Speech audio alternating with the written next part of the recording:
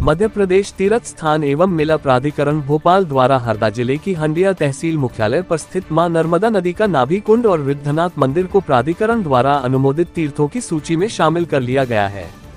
यह उपलब्धि हरदा कलेक्टर आदित्य सिंह के विशेष प्रयासों से संभव हो पाए है। कलेक्टर सिंह ने जानकारी देते हुए बताया, जिले का हंडिया क्षेत्र देश विदेश में बसे कई धर्मावलंबियों की आस्था का प्रमुख केंद्र रहा है।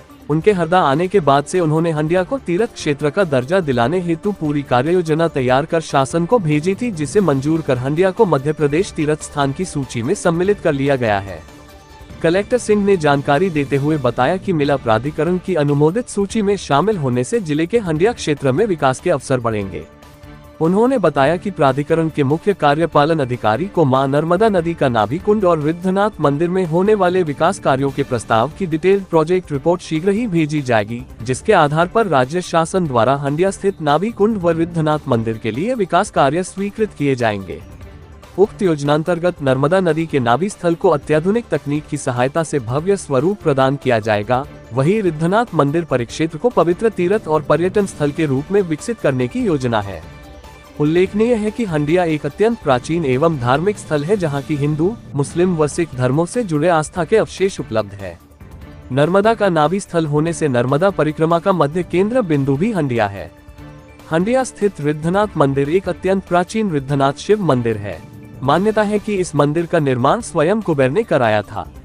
ये भी मान्यता है कि सिखों के 10वें गुरु गोविंद सिंह जी ने अपने प्रवास के दौरान हंडिया में विश्राम किया था। इस दौरान गुरु गोविंद सिंह जी ने यहाँ के सेवादार को एक ताम्रपत्र भेंट किया था। इस ताम्रपत्र पर गुरुवाणी अंकित है। ये ताम्रपत्र गुरुद्वारे में दर्शनार्थ रखी हुई है। हंडिया में ही अकबर के 9 रत्नों में से एक वजीर अब्दुल हसन, जो मुल्ला 2 प्याजा के नाम से प्रसिद्ध हुए, उनका अवसान हंडिया में हुआ था, जिसका स्मारक हंडिया में मौजूद है। इसके अलावा हंडिया में शाह भड़न की दरगाह मुस्लिम आस्था का केंद्र है। हंडिया के पास ही 16वीं शताब्दी में निर्मित तेली की सराय व अन्य प्राचीन स्मारक पर्यटन व आस्था के केंद्र बिंदु भी स्थित हैं।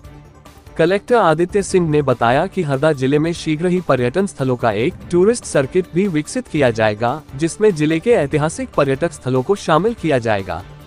इस टूरिस्ट सर्किट में हंडिया के साथ साथ चारुआ का प्राचीन शिव मंदिर, जोगा का किला तथा गोराखाल का झरना, भादुगांव स्थित गौमुख जैसे प्रमुख स्थलों को भी शामिल किया जाएगा।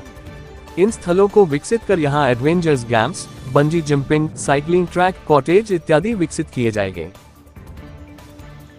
धर्मस्व विभाग के द्वारा अभी हरदा स्थित रिद्धनाथ मंदिर एवं नाभि कुंड को तीर्थ की जो हमारे घोषित तीर्थ हैं उसमें इंक्लूड किया गया है। ये एक हरदा के लिए काफ़ी गर्व की बात है और इससे अब हम उस क्षेत्र के विकास के लिए, नाभि कुंड के विकास के लिए और मंदिर के विकास के लिए एक अच्छी योजना बनाई जा रही है। कार्य योजना जो पहले से चालू थी, हमने इसमें मार्च से ही काम चालू कर दिया था और अब उसको विभाग के माध्यम से उसको पूर्ण किया जाएगा। और इससे ये रहेगा कि अब हरदा का जो हंडिया स्थित ये जो हमारा नाभि तीर्थ है और रिद्धनाथ तीर्थ है, ये अब मध्य प्रदेश के और देश के नक्शे पे आ जाएगा और पूरे देश भर से लोग यहाँ पे आने के लिए अब उत्साहित रहेंगे। और इवन जो तीर्थ दर्शन योजना है उसमें भी हम इसको इंक्लूड करा। हरदा में हम लोगों ने एक पर्यटन सर्किट बनाया है, जिसके अंतर्गत हमने हंडिया को ही वो किया था, क्योंकि हम लोग ये प्रयास कर रहे थे कि जैसे तीर्थ ये घोषित होता है तो काफ़ी देश भर से लोग और प्रदेश के लोग यहाँ पे आएंगे। इसके तहत हम लोगों ने टूरिज़्म विभाग से बात की और वहाँ पे टूरिज़्म विभाग ने हमसे 1 हेक्टेयर ज़मीन हमसे आवंटित करवाई है, ताकि वो वहाँ पे अपना कोई इस्टेब्लिशमेंट ऐसा बड़ा सा बना सकें जिसमें पर्यटन आके रुक भी सकें और अन्य मनोरंजन के उनको वो मिले। साथ ही में वहाँ पे हम लोगों ने जो तेली की सराय है उसमें भी हम लोग उसको डेवलप करेंगे पर्यटन स्थल में, जहाँ पे लोकल स्व सहायता समूह के माध्यम से बांस के हम लोग कुछ वहाँ पे आकार बनाएंगे, जिसको शॉप्स का रूप देते हुए वहाँ पे प्रतिदिन अगर आता है तो वो क्या उसके अच्छे मनोरंजन के लिए वहाँ पे कुछ कला प्रदर्शन और खाने पीने की लोकल सामग्री मिलेगी। उसके आगे जैसे ही हम जाते हैं तो जोगा और उचान हमारा जो क्षेत्र है वहाँ पे वाटर स्पोर्ट्स का हम लोग लाने का अभी पूरी कार्य योजना बन रही है। उसके अतिरिक्त नीचे हम आते हैं तो चारुआ का जो सिद्ध स्थल है उसको भी हम लोग अब तीर्थ घोषित कराने वाले हैं, उसकी भी कार्य योजना बना दी गई है। और एक चारुआ जो गुप्तेश्वर महादेव का मंदिर है वहाँ पे उसको अच्छे से एक पर्यटन और एक श्रद्धा के स्थित उससे हम लोग तीर्थ बनाएंगे।